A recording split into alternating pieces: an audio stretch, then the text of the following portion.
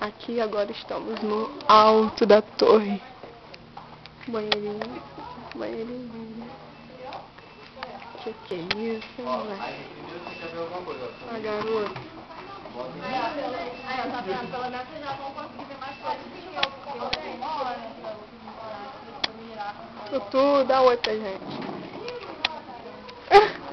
Tutu tá desanimado, gente.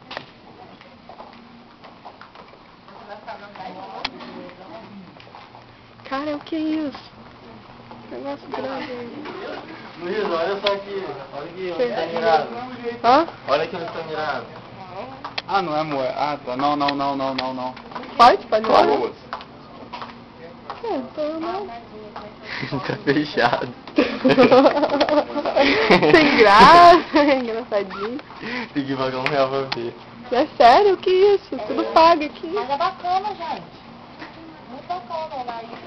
Você pagou Aí, R$1? quando eu fiquei com toque, eu fiquei perdido, não consegui achar. Tá tudo fechado aqui, né?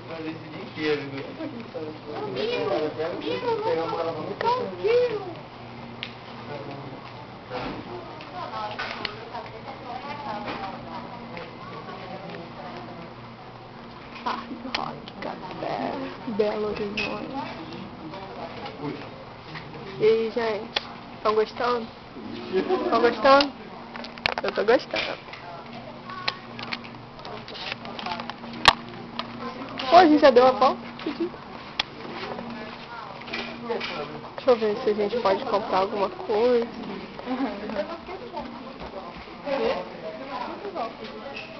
Vamos ver se eu compro alguma coisa.